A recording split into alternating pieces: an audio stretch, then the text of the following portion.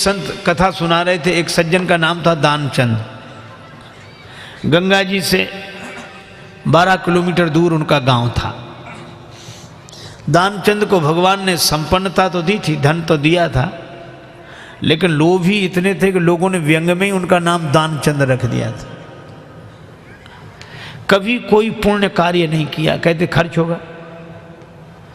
तो पत्नी ने कहा कि गंगा जी नहाया 12 किलोमीटर दूर हैं, इसमें क्या खर्च हो रहा है, चले जाओ।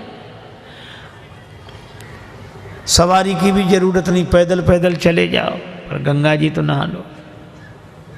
ठीक है, बहुत कहा तो सोचा जीवन में एक बार गंगा जी नहा लें, क्या हर्ज है, 12 किलोमीटर दूर है गंगा जी, जा पैदल पैदल गया, खर्चा कौन करे सवारी। अब गंगा जी किनारे पहुंचकर सोचा घाट पर नहीं जाएंगे, वहां पंडा लोग रहते हैं, पंडा कहेंगे कि दान दो। तो मुर्दा घाट पर गए।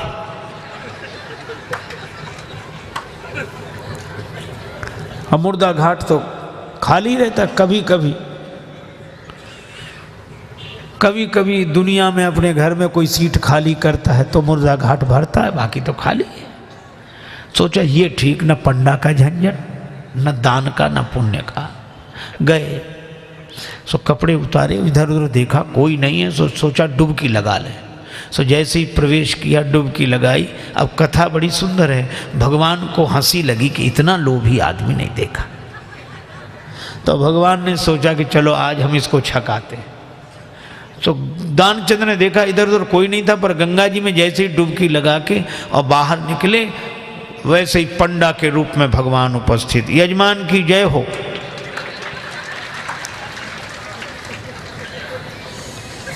दानचंद बोले तुम कौन हो? भगवान ने कहा कि हम पंडा हैं, संतोषी ब्राह्मण हैं, इसी घाट पे पड़े रहते हैं। दानचंद बोले मुर्दा घाट भी नहीं छोड़ा। पंडा जी बोले हम संतोषी ब्राह्मण हैं और घाट पर तो और पंडा लोग रहते हैं, हम तो यहीं पड़े रहते हैं, और हमारे लिए कोई ना कोई आप जैसा यजमान आ जाता है, 1-1 वर्ष तक का खाने पीने का इंतजाम कर देता है। दानचंद बोले 1-1 वर्ष इंतजाम? हम एक दिन का भी नहीं कर सकते, एक समय का भी नहीं। पंडा जी बोले कोई जबरदस्ती थोड़ा ही है, आपकी जैसी श्रद्धा हो, कुछ ना कुछ तो देना पड़ेगा। दानचंद बोले हमने आज तक नहीं दिया। पंडा जी बोले आज तो देना पड़ेगा। तो अब सोचा क्या करना, बोले उधार दे रहे हैं। उधार? हाँ। कितना? बस वो 1 धेला, उन दिनों चलता था, 1 धेला, बस 1 पैसा। भगवान ने कहा चल दिया, तो संकल्प करा लिया, 1 धेला उधार देकर 12 किलोमीटर गया, नहाया, फिर 12 किलोमीटर पैदल चलकर आया।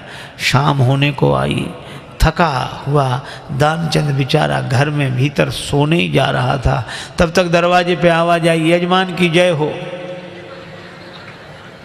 दानचंद का देखो कौन है। पत्नी बाहर गई, देख कर आई और बोली किसी पंडा से कुछ देने के लिए कहे आए थे? दानचंद जी बोले कहा था। बोले आ गए, बाहर आई हैं। दानचंद बोले आ गया वो? हाँ। दानचंद बोले कि कह दो कि अभी दानचंद बीमार हैं, 2-4 दिन बाद आना। पत्नी ने कहा कि वो तबीयत खराब हो गई, वो बीमार ज़्यादा हैं, आप 2-4 दिन बाद आना। पंडा जी बोले दान मिले चाहे ना मिले, पर हमारे संकल्प में वो हमारे यजमान बीमार हो, ऐसे संकट के समय यजमान को छोड़ना धर्म नहीं। हम भी यहीं रहेंगे जब तक वो स्वस्थ नहीं हो जाते, यहीं इंतजाम कर दे। आप तो सामग्री ला दो, हम तो बना लेंगे अपने हाथ से भोजन। पत्नी ने फिर जाके कहा, पर दानचंद भी अद्भुत आदमी, कहने लगा नहीं जा रहा ना। वो लोग कह रहे यहीं रहेंगे जब तक बीमार रहोगे। दानचंद बोला तो कह दो मर गए वो।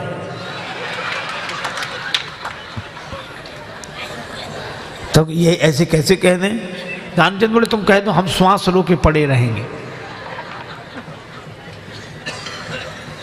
पत्नी ने झूठे जाकर रोते हुए अभी चले गए, वो समाप्त। पंडा जी बोले चले गए, मर गए। अरे राम राम, लेकिन यजमान का जब तक अंतिम संस्कार ना हो जाए हम कैसे जा सकते? और तुम कहाँ बुलाती फिरोगी लोगों को, गांव इतना बड़ा, हम ही सबको खबर किए देते हैं। अब पत्नी बहुत कुछ, सुनो सुनो पंडा जी, तब तो अमित रूप प्रगटेते ही काला, पूरे गांव में कह दिया कि दानचंद चले गए चले गए। अच्छा, लोग सचमुच इकट्ठे हो गए और भगवान को भी मन में हंसी लगे, ऐसा जिद्दी आदमी श्वास रोके पड़ा। लोगों ने उसे मुर्दा समझकर उठाया।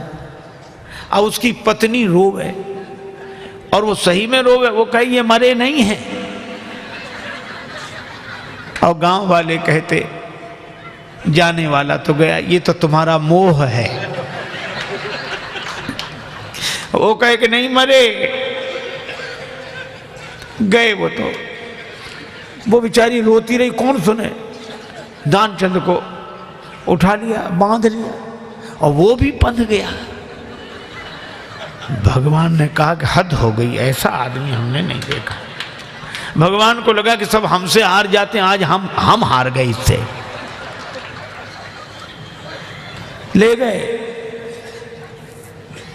चिता पर रख दिया, अग्नि लगने वाली थी। भगवान ने कहा ये मर जाएगा लेकिन देगा नहीं कुछ। तो भगवान ने कहा कि यजमान के कान में हम कुछ मंत्र बोलेंगे। हाँ ठीक है। सो भगवान ने कान में कहा, आया हूं बैकुंठ से तुम हित नाता जोड़। भगवान ने कहा कि हम हार गए, हम भगवान हैं, बैकुंठ से आए, तुमसे नाता हमने जोड़ा। सो पंडा ने जो कहा कि आया हूं बैकुंठ से तुम हित नाता जोड़, तो दानचंद ने सोचा ये तो भगवान है। सो आंख खोली, और जो आंख खोली तो वही पंडा, और जो पंडा को देखा तो फिर आंख बंद कर ली। भगवान ने कहा कि हम तुमसे कुछ नहीं लेंगे, मांग ले हो वरदान कछु, तुम ही हमसे कुछ मांग लो। तो दानचंद क्या बोला, बोले धेला दीजिए छोड़, बस वही छोड़ दो और कुछ नहीं चाहिए। अब बोलो, ये लोभ की अति, इतनी अति।